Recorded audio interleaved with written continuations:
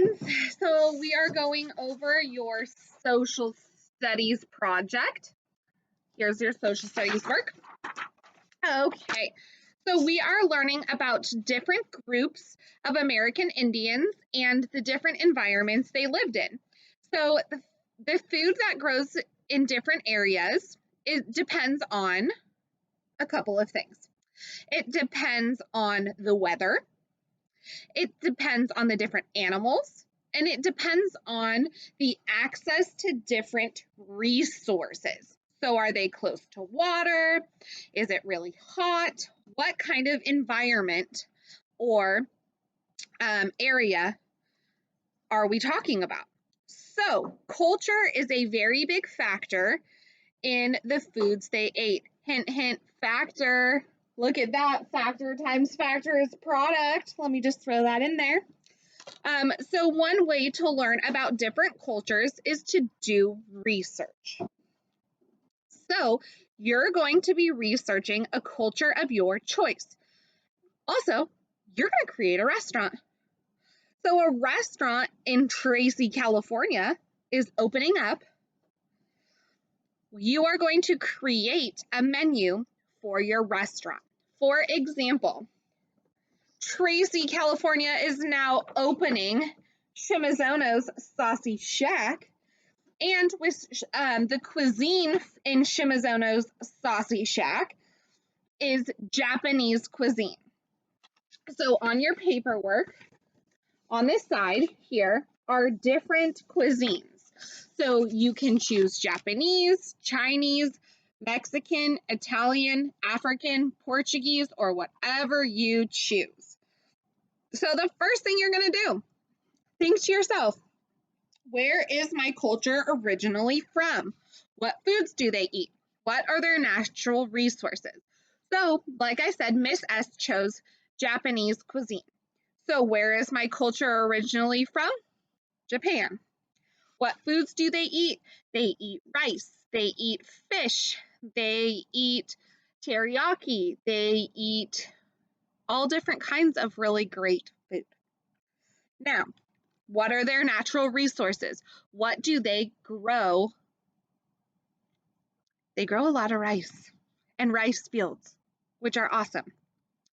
So the reason I chose to do my research on Japanese cuisine is because Shimizuno is Japanese, and so I wanted to learn more about my culture. So page 2, my research. So you're going to find a reliable source, so make sure it is a good source. Please do not use Wikipedia. That is not a good source. And you're going to research different ways of cooking. Number 2, you're going to look for connections. So my connection is my last name is Japanese, so that is why I am researching Japanese cuisine. Number 4, you're going to write your menu and your recipe. So your menu, you're describing the 5 foods. So what 5 foods did I choose? And you're describing, what do you hear? What do you smell? What do you see? How does it taste? And how do you feel when you touch the item? You're going to then list the ingredients. What do you need to make the plates in your restaurant? Then you're going to actually write it out. So the first 2, when you're describing the food and when you're listing the ingredients, that's in your mind. Now, when you open the menu to Shimizuno's Saucy Shack, you get the main dishes. Let me turn this over. You get the main dishes. So I have 5 main dishes.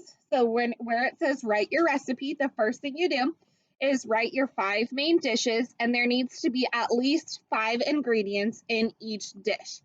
So I have a summer bento box, I have miso soup, I have my shiitake hot pot, I have my udon with mochi cakes, and I have my Kobe steak.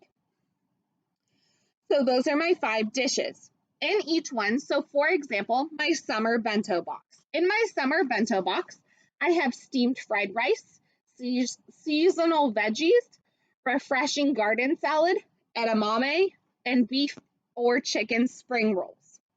So those are all Japanese cuisine food in my bento box. Then I have my miso soup. Then in my hot pot, I have my udon. And my udon, I have my udon noodles.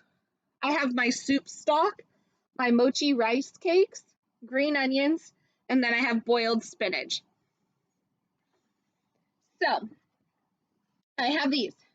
Then I have some appetizers. I have edamame, regular, and garlic. I have a cucumber salad. Let's see. I have stuffed miso eggplant. I have a couple of appetizers. I have my drinks. I like basically all of these. So I have my tea, I have my water, my soda, I have my probiotic. All this is what you would find in a traditional Japanese cuisine menu. So your poster must be colorful. It must have, you could actually doesn't have to, but you could draw pictures, but it must be colorful. It must be appealing. I really would like to see some, like this is so boring. Like, look at this shack. Who would want to go to this shack? Not me. So you're going to make sure yours looks super awesome.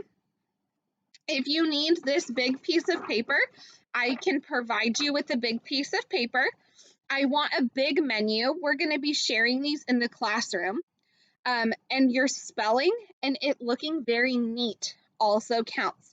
So we're going to go over the grading sheet. So your correct information. So I'm going to look at your main dish. Does this make sense? That is 25 points. Do you have 5 different ingredients in each dish? I'm going to look at, do you have 5 dishes? I'm going to look at your spelling and does it look neat? I'm going to look at, did you take time? Did you take the effort to work really hard on it? Then you're going to give a presentation. And hopefully when we come back to school, we'll be able to do that. And then if your name is on the paper. So this is called, right, Shimizuno's Saucy Shack. So we know that this is Miss Shimizuno's. All right, that's a lot of information, but your project is due October 30th. That is a Friday. You will submit it to me that Friday. Then hopefully when we come back to school, we'll be able to present them. If not, we'll have to make videos like this and do it together, share, or we will figure it out at that point. If you do have any questions or concerns, you can always email. You can definitely ask. I really hope you guys take the time to work super duper hard on our Sloth Social Studies project. And our project's called What's Cooking? So that's always fun. Again, questions, you can call, you can message, you can go on Dojo, but I expect to see awesome work from all of you. Shimizuno, signing out.